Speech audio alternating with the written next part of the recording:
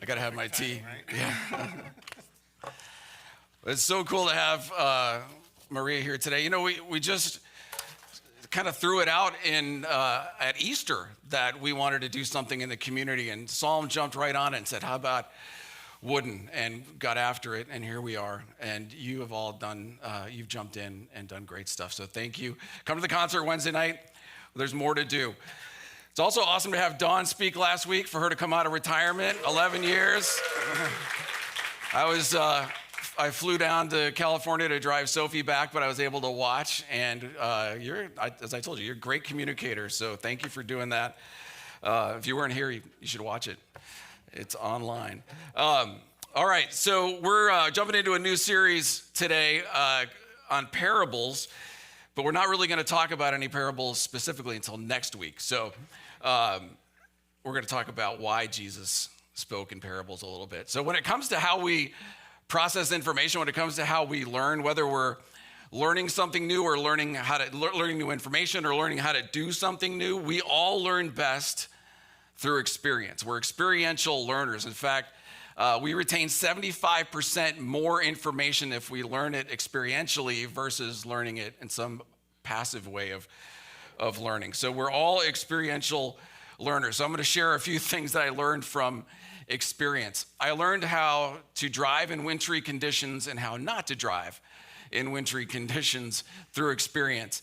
I was 15 years old. I was living in the Upper Peninsula of Michigan with my aunt and uncle, and my dad came to visit me, and he rented a car at the Ironwood, Michigan airport in 1986, and the best car they had to give him was a 1976 Plymouth Duster.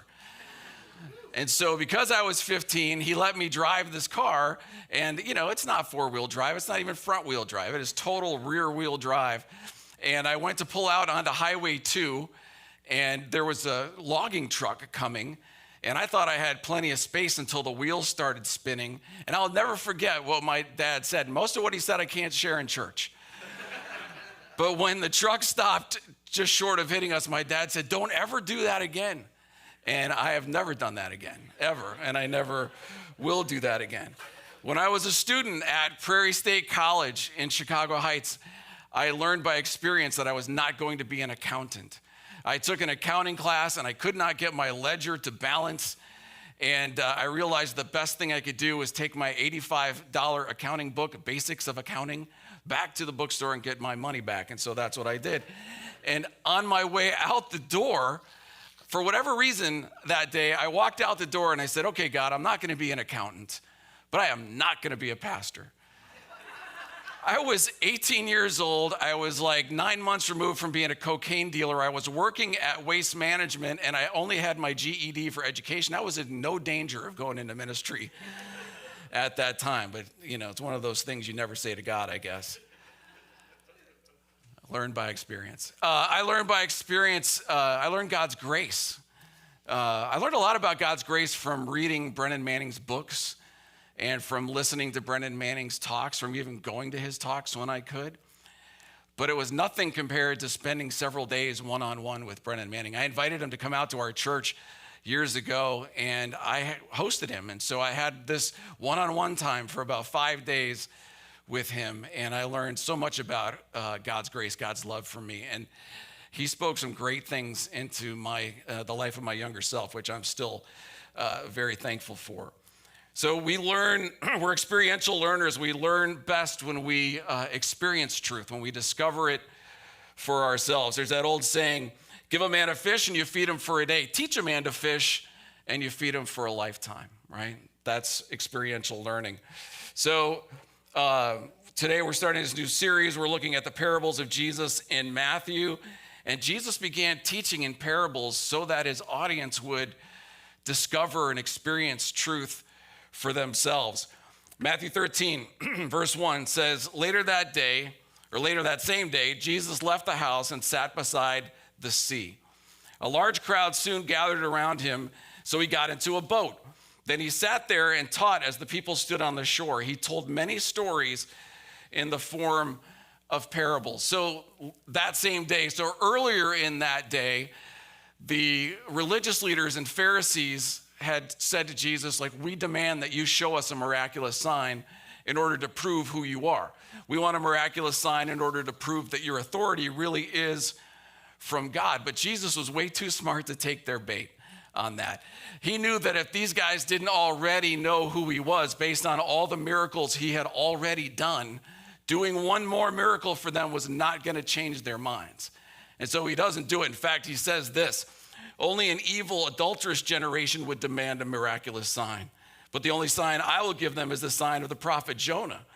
For as Jonah was in the belly of the great fish for 3 days and 3 nights, so will the Son of Man be in the heart of the earth for 3 days and 3 nights. So Jesus knew that the religious leaders held a great hatred, deep hatred for him in their hearts. And so giving them the sign of Jonah was a direct reference to what Jesus would do when he got to Jerusalem.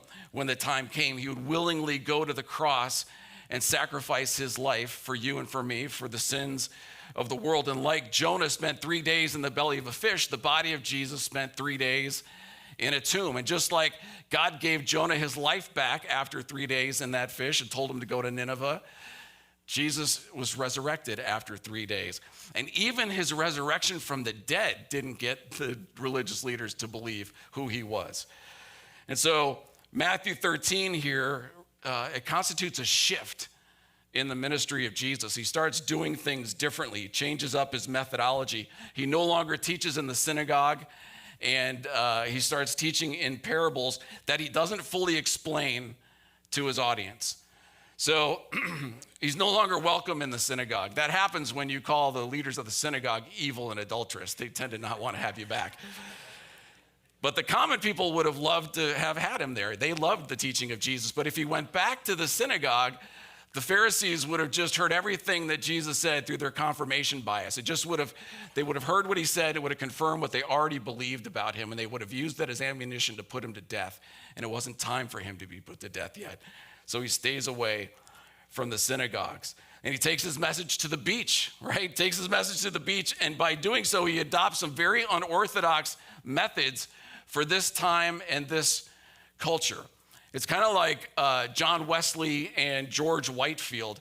You may not know both of those names, but John Wesley you may have heard of. They are the founders of Methodism. They founded the Methodist Church. They lived in the 1700s. They were both in England in ministry. And George Whitefield left London and he went down to Bristol and he started doing things in a very unorthodox way for that time and that culture. He started preaching outside and specifically to miners. I'm not sure what kind of miners they were, but he probably went as they were going into work and as they were leaving work and started preaching the gospel to them. Wesley thought this was crazy. Wesley was offended by the fact that his friend was teaching outside rather than in the church. You know, he said, if you're going to preach, you have to be in the church. And I guess where the holiness is, right? And where God really dwells. You can't do it outside or God will miss it. So he thought that way until he went to Bristol and saw that 20,000 people were being preached to and hundreds of them were coming to faith. And he said, hey, I was wrong. We have to be willing to change our methods. That's a great reminder for us, whether it's in our life or in our church, that we have to be willing to evaluate what we're doing and change our methods if and when new methods are necessary, and especially if the old methods aren't producing fruit. So that's what Jesus did. It's exactly what he did when he moved from the synagogue and out into the open and started teaching in parables. The New Daily Study Bible is a commentary, and they say this: there must have been many among the Orthodox Jews who regarded this new departure as sensationalism, but Jesus was wise enough to know when new methods were necessary and adventurous enough to use them. It would be well if his church was equally wise and equally adventurous. In order for us to be equally wise and equally adventurous like Jesus, we have to care more about the method. We have to care more about the mission than we do about the method, right? Methods aren't sacred, but our mission is. We have to care more about loving our neighbors and making disciples than we do about our personal preferences for how we do church. Churches, and we probably all know churches like this, that have abdicated their calling and they've abdicated their mission by making the method sacred, more sacred than the mission. When you go to places and you hear things like, we don't do things like that here, or we've always done it this way, then it might be time to question whether the methods are more important than the mission. We have to be willing to evaluate what we're doing and why we're doing what we're doing and what effect is it having on the people we're hoping to have an effect on. So we do that, by the way, at Branches. We do it every week. There are a group of us that meet on Wednesdays. And not only do we plan for everything that we do in the church, we also ask 3 very important questions every Wednesday. And because we ask these questions, we tend to just have to make small adjustments, not major adjustments. But the questions are, what went well? What issues did we encounter? And what do we need to address, if anything? And because we're willing to ask those questions, we're usually not faced with having to make big changes, just minor adjustments. And we evaluate everything. We evaluate Sunday services. We evaluate Rooted when we did it. We evaluate our groups. We evaluate our block party, everything. Because we want to be on mission. We want to get it right. When Jesus shifts his methods, the disciples learned something about Jesus that they didn't realize before. They learned that Jesus did not care how large the crowds were that were following him. Right? He cared about making disciples. He cared about people understanding who he was and then deciding to give up everything in order to follow him. He wanted as many people to do that as possible, but he wasn't impressed with the big crowds that followed him, because he knew that many people in that crowd were just there to see the show. They wanted to see or experience a miracle. They weren't even interested in the most important thing Jesus had to offer, which was Jesus himself. So he wanted to invest in those who wanted him, but he wasn't impressed with the numbers. But for some leaders, it is about the numbers, and it's not always bad. The more people you have, the more impact you can have, right?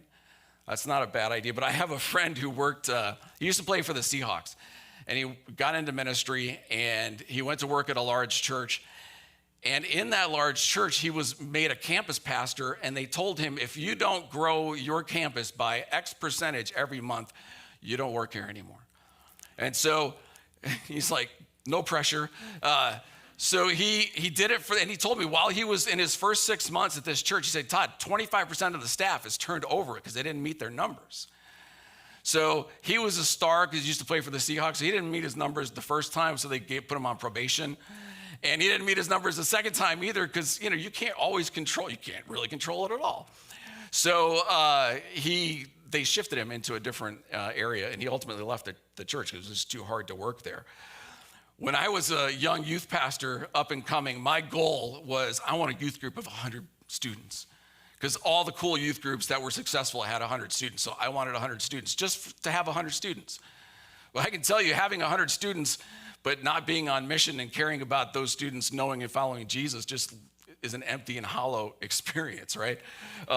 When I figured this out when I was at Woodinville Alliance Church, that ministry is not about me, that it's about what God's doing in and through the lives of the people that I serve.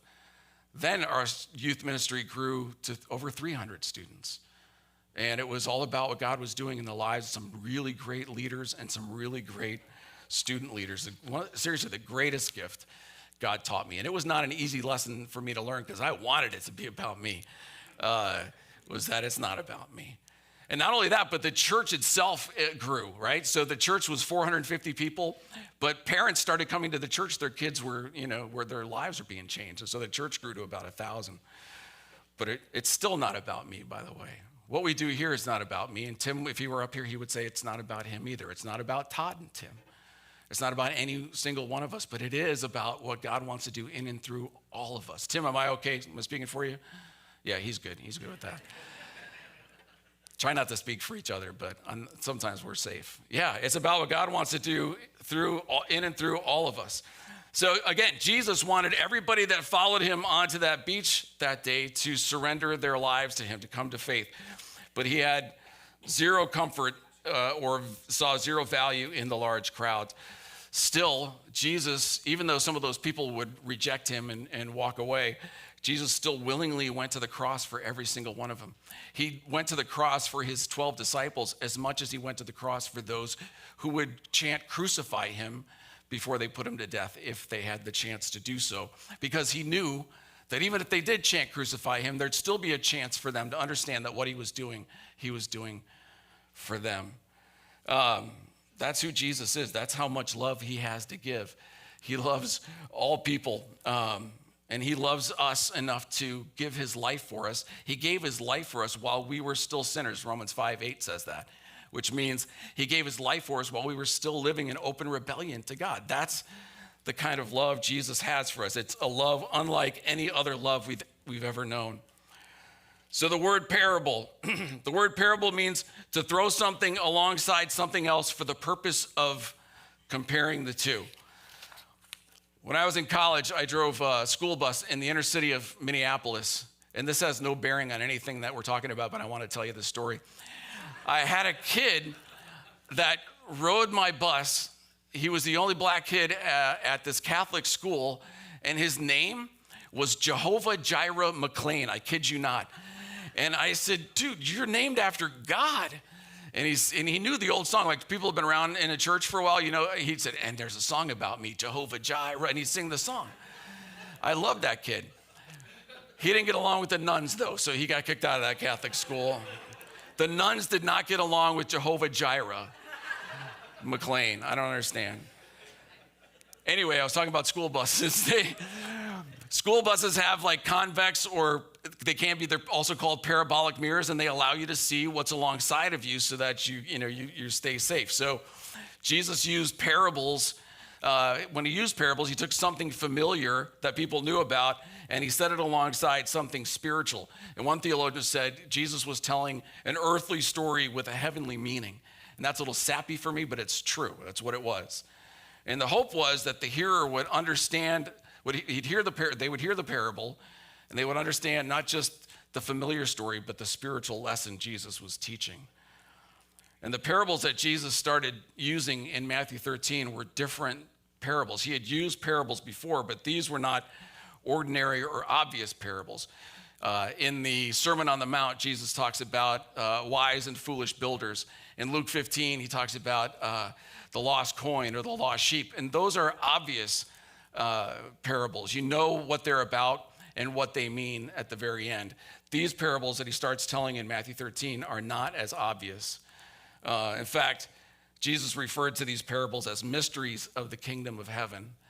And anytime the word mystery comes up in the New Testament, it tells us that it's a truth that can only be revealed by God himself. And we can only, it's a sacred secret that's revealed only to those who surrender and follow Jesus. So why did Jesus shift to using these kind of parables? 4 reasons. 5 if we include that it was prophesied in Psalm 78 that the Messiah would use parables. But let's look at the four reasons. Excuse me one second. Jesus used parables because he was brilliant. I mean, he was. So most of you who come to church, you're polite enough, even if the message is droning on and boring and putting you to sleep, you're polite enough to stay till the end. Thank you for doing that. I appreciate that. Okay? But on the beach, there's no protocol for that. They're on a beach. They're not in church. People could come and go as they needed. So if they weren't captivated by what Jesus was saying, they would just move on. So his parables had to capture their attention, which they did. And it not only did it have to capture their attention, they also then had to sit and listen to what he was saying. So everybody listening to Jesus on that beach knew what a mustard seed was. But now, because he tells the parable of the mustard seed, they understand that all they need is mustard seed size faith. And God will move the mountains in their life. God will move the obstacles that are as big as mountains. Another version says pulverize. God will pulverize the mountain-sized obstacles in their life. Everybody in that crowd understood the value of a treasure. And they would understand why somebody who found a treasure buried in a field would sell everything they had to buy that field so they could have the treasure. And if they really thought about what Jesus was talking about, they'd realize that he is the treasure. And they'd be foolish if they didn't consider everything else that they own to be expendable in light of knowing Jesus and receiving the treasure he has to give. These parables are powerful. Second thing, Jesus used parables because they were familiar to his audience. The Jewish people have been using parables throughout their history. There are parables told in the Old Testament. Maybe one of the most famous is told in 2 Samuel 12. Many of us know the story of King David and Bathsheba. King David's out walking on his terrace one day, and he sees this beautiful woman taking a bath, and instead of looking away, he looks harder and makes arrangements to have this woman brought to him. He sleeps with her, and he finds out that she's pregnant, ultimately. And so the bad side, well, there's several bad sides. One downside to this story is that Bathsheba is married. She's married to a guy named Uriah, and Uriah is out fighting for King David on the battlefield. So King David's a smart guy. He tries to figure out what to do, how to cover his tracks. So he pulls Uriah off the front line and invites him to go home and spend some time with his wife. But Uriah is too honorable a guy to do that. He wouldn't even go into his house because he knew how beautiful Bathsheba was. He knew he wasn't going to be able to withstand, her if he went in the house. So he stayed outside the house. David gets him drunk in an effort to get him to sleep with his wife, and he still doesn't do it. And then David conspires with some of his warriors that when he sends Uriah back out onto the battlefield, and he has his men withdraw from Uriah so that he's surrounded and killed. So David has the blood of Uriah on his hands. So his friend, the prophet Nathan, shows up and tells him a story, tells him a parable.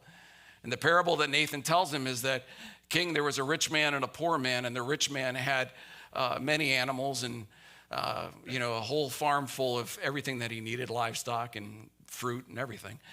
But then there was a poor man, and that poor man had only one lamb, and that lamb was so special to that poor man that lamb ate off his plate, ate at his table, was part of the family.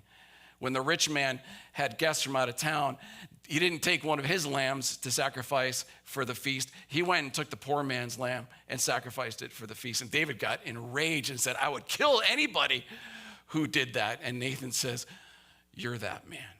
And David just, he knew he was guilty right in the moment. And the other consequence of that is the child that was born died.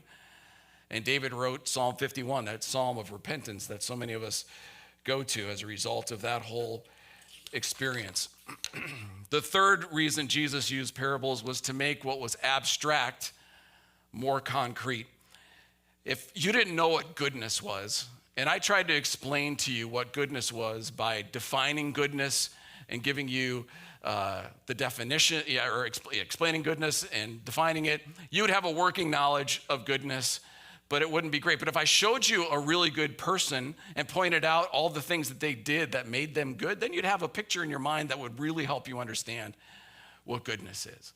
Same thing with beauty. If I were to try to define beauty for you and explain what's beautiful, you would have a working knowledge of beauty. But if I showed you a picture of Highway 101 near Big Sur, where Sophie and I were driving the other day, that's beautiful. You just need to see the image, right?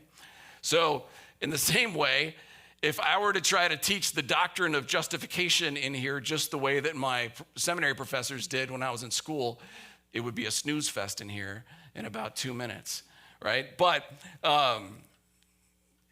so did I say the doctrine of justification by faith? Did I say that?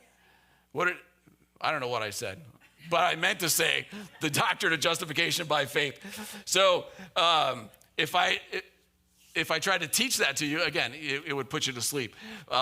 Maybe I'm putting myself to sleep by not knowing what I'm saying. But those of us who are doing the story of God, for example, we're studying the lives of Abraham and Isaac and Jacob, and we're seeing how everything that happens in the Old Testament points to who Jesus is and the sacrifice that he made. We are fully engaged in understanding the doctrine of salvation by, justification by faith. We get it because we're seeing it lived out in the story of God. We're locked in on it. Jesus didn't try to teach people the doctrine of eschatology by telling them about end times, because that's what eschatology is. It's end times. Instead, he told stories that everybody could understand that explained end times. He told parables about wheat and weeds. He told a parable about fishing and nets, and people understood them and had the opportunity to apply what Jesus was saying to their lives. Jesus told parables, number 4, he told parables to get people to think for themselves. Again, that's the best way that we learn.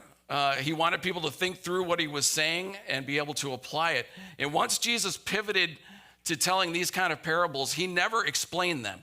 He never told people what to do with them.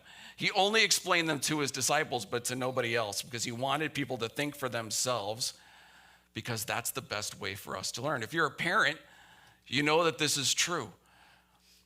It's not good for us to do our kids' homework. I can't do it anyway, because my kid's in 5th grade. It's already past my ability. But if we do their homework for them, and some of us, come on, we've done it just for the sake of time at various points, and that's okay. But if we do it consistently, then they don't learn, right? They don't get it. Lizzie brings home 5th grade math, new math. Yeah, I mean, you guys are like, yeah, way over my head, not good. Math, again, accounting, I told you I'm not good at it. It's not my thing. When I was subbing at Woodinville High School earlier this year in a math class, one of the students came up and said, "Hey, Todd, I'm really struggling with this equation." And I'm like, "Me too." Me too. And he said, "Well, don't you know how to do this?" I'm like, "Nope." And he looked at me, and this guy's Amari, he's a great kid. He goes, "Are you getting paid to be here?" I'm like, I said, that is a fair question. And I'm bringing down the name of all educators everywhere, yeah. It's a true story. In our house, it's about picking up after the kids, especially our oldest and our youngest. They are the greatest offenders. I'm probably 3rd. But Gracie and Lizzie never met a door they wanted to close, ever. And so it's really hard for me not to want to go behind them and clean up after them, especially when I know that my wife's, one of her great values is a clean house. But that's all I'm going to say about that. Just learning not to do that. It's best when we learn for ourselves. I learned for myself not to keep talking there. When I was in 8th grade was an especially rough year for me. We moved from Chicago to Tallahassee, Florida. It was culture shock for me. People in Tallahassee were still angry about having lost the Civil War 120 some years earlier. They drove around with guns in the racks of their pickup trucks. I didn't understand it. But in 8th grade, there was also this thing called the Key Skills Test. And you had to have certain proficiency as an 8th grader going into high school in language arts and math. And every week, the teachers would post everybody's scores on the wall for everybody to see. Language arts, I was doing okay. I was like 88%. Math, I was below the line. I was like 50%, 50-something percent, 60-something percent, and it wasn't getting better. And I was getting freaked out that I wasn't gonna be able to go to high school. And probably what was happening was I had undiagnosed ADHD. So my parents took me to a tutor, and the tutor figured out how I learned and helped me understand it, and it just made perfect sense to me. And the next time I took the test, I ended up with a 90-something percent, you know? So, and I said, wow, too, I was relieved. It wasn't about my intelligence. It was about just how they were teaching me. So again, I had discovered how to do it with the help of a tutor. I discovered it for myself. Jesus wants us to discover truth by ourselves, or on our own. He wants us to reflect on what he said, what he taught. He wants us to read our Bible. He wants us to spend time with him every day. It really only works if we do it every day. Now, I don't do it every day. I try to do it every day, but I realize it doesn't work unless I do. And it only works when I do. I had a backyard revelation, this is what I'm calling it, not too long ago. When you have a history like mine, sordid, sometimes it comes back on you. And sometimes I will think that I'm guilty. I'll feel guilty for the things that I did years ago. I'll feel guilty for the things I did months ago, or whatever it is. And I know that I'm forgiven, and I know that God's grace covers me, but I struggle with it. So I was journaling and writing and sitting in the backyard, and I stopped journaling, and I just sat and just wanted to be aware that I was in the presence of God. And in the midst of that, the idea of Proverbs 28:13 came to me. Now, normally in that situation, it'll be a verse that I know, a verse that I go to on a regular basis. I didn't know what Proverbs 28:13 said. I don't know that I'd ever read it that I could recall. So I looked at it, and this is what it said. People who conceal their sin will not prosper, But if they confess the sin and turn from them, they will receive mercy. It was a great reminder that I had already done that. And I had done it probably more than I needed to. But what I really needed was to know that I was covered in God's mercy. That's why it's so important that we follow Jesus daily. I'm realizing if I don't try to follow him every day, then I don't have these kind of experiences. He wants us to know him. He wants us to trust him. He wants us to know that he is with us always, and he is always for us, no matter who we are, no matter what we've done, no matter what we haven't done that we're supposed to do. There's nothing that we can do that would separate us from God's love. Romans 8 tells us that. Hebrews tells us that God will never leave us and forsake us, even when we leave and forsake him. He's always with us. He's always for us. Now, I had a fairly significant disappointment happen the same day that I had this Proverbs 28:13 thing happen. And the best thing about this disappointment is that it happened while I was already leaning in to Jesus. I was already spending time with him and journaling and praying. And here are the promises that I pulled from my devotions in the days before, during, and after this disappointment. From Joel 2, I will restore the years the locusts have eaten, the swarming locust, the hopping locust, the stripping locust, the cutting locust. And God lays out those locusts because each one of them represents something different in our lives. The next day, it was Charles Spurgeon's devotional, morning and evening, and it was there's still corn in Egypt, which refers to Joseph being prime minister in Egypt and his family having to come to him to get food. And it says this: though all things are against you, God has made a reservation on your behalf. Somehow he will deliver you, and somewhere he will provide for you. The direction from which your rescue shall arise may be a very unexpected one, but help will assuredly come. The next day it was Psalm 138, the Lord will perfect that which concerns me. The next day it was Psalm 55:22, give all your burdens to the Lord and he will take care of you. Like, those promises buoyed me for a week when I absolutely desperately needed it. If I hadn't been investing in my relationship with Jesus during that time the way that I was, I would have crumbled in the disappointment. Instead, the disappointment stings, but I came out of it encouraged and hopeful about what God's going to do in my life. And I tell you that for just one reason, is that I want more of that, and I want that for you. I want you to have that kind of relationship with Jesus, that type of intimacy, even greater intimacy, and to know that God is with you, that he's for you. Again, no matter who you are. If you're thinking, well, not me because of this, yes, you. Jesus died for us while we were still living in open rebellion. God sent his son to die for us before we ever made a commitment to follow him. Do you think that he would let you go now? Not a chance. Not a chance.